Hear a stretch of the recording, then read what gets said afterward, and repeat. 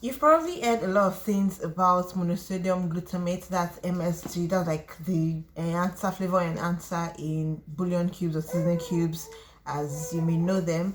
Some have said that you should avoid it at all costs. Some have said that it's just a chemical. Some have even said that it is a chemical. So what exactly is monosodium glutamate, and should we really use bouillon cubes, or should we actually stop using it as suggested?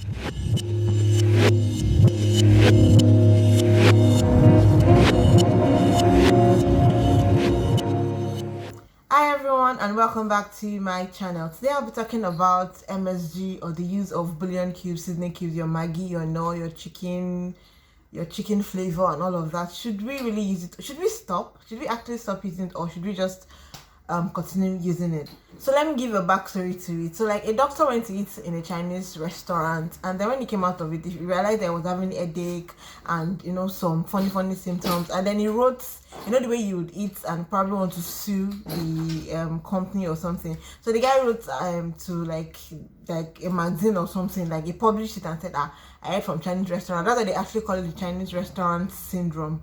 So the guy ate from the restaurant, and then he started feeling somehow, and the media took it up, and they're like, it is the MSG, it's that taste, that flavor that they put in the food I ate that caused it. And that was how, that's basically how this whole MSG use of bouillon cubes thing started. So the reason they started adding this to seasoning cubes is because it's like a flavor enhancer, right?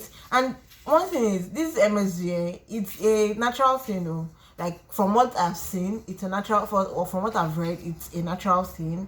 It's actually found in cheese, found in tomatoes, it's found in some mushrooms. It's like the sodium salts in these things, right? So it can be naturally occurring, and some of them actually do like chemically produce it. Anyway, so all this started, and then people started saying it's the MSG. The way it is now, researchers came up and they're like, it is that MSG, is that this one, that one, and people just took it upon themselves that no, they're not going to do this again and all that. So that's that. Now, what do I have to say about it? Well, mine is so they said it's naturally occurring, all well and good. I mean, Asians do use it a lot. That's why, if you remember, Ajinomoto is like, it has a lot of MSG. And the reason, that's why when you cook and then you just you do your like this ping, just put one Maggi or one chicken, this, and then your food goes from 0 to 100. That umami taste, that umami taste is what MSG gives. That's why they say that we should not do it. And then the researchers that come along and say that it is bad for you, the way you do clinical trials and all that, they like, the way they make it seem as if you take one cube of it is what causes all the diseases or illnesses and all that. The researchers make it, the way the researchers do it is, they like pump a lot of it into their study and all of that, and it makes it seem as if it is bad. I'm coming, let me be done, okay? Good job, Marie. The problem here is not MSG. The problem is actually, in my opinion, the problem might be too much salt intake. And the problem here I have is people that actually use seasoning cubes, and then you now use salt. As in, I feel that you need to choose one. If you'd be using a lot of seasoning, because there's already salt in your seasoning cube, I'm sure, I mean, the longer I saw one tried, I wouldn't even know. But I'm sure that there is salt in seasoning cube. Some of them do have sugar too, but that's by the way. But there is salt in seasoning cube. So if you already have salt in seasoning cube, why do you also then need table salt or sea salt for your food? Now, are there alternatives to this? Yes. Personally, I don't. If you know me, I don't use seasoning cubes for anything.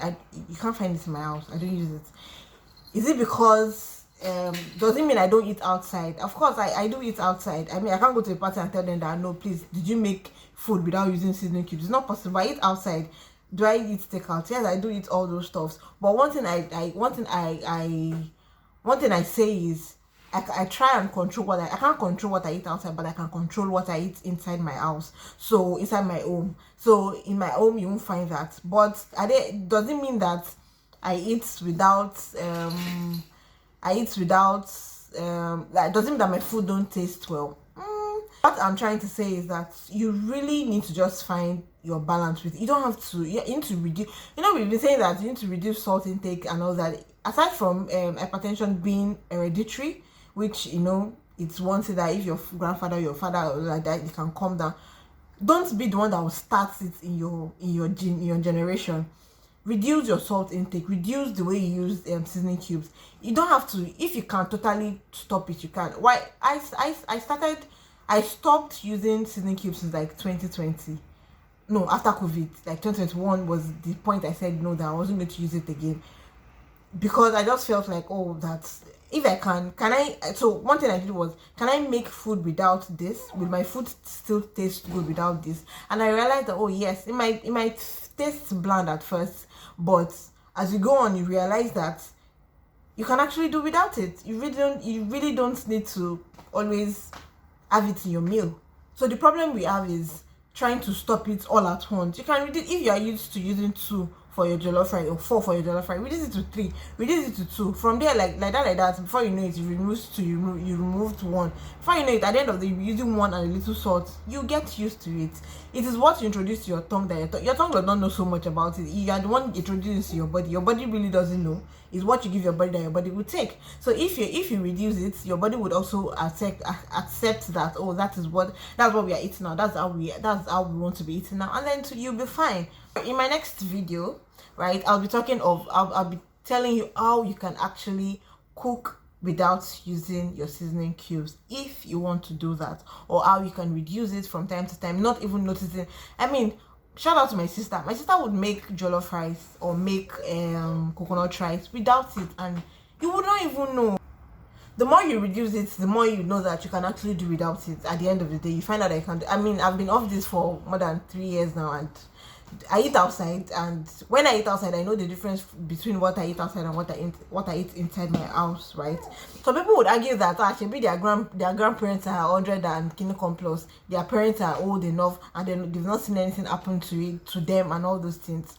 Seriously, would you compare how the world was when your parents were in their 20s and 30s and how the world is right now?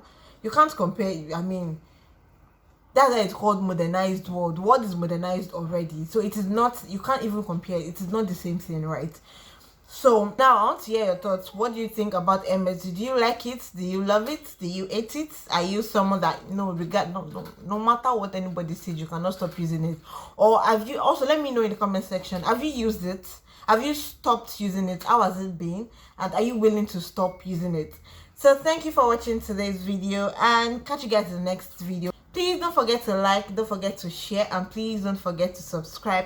Bye.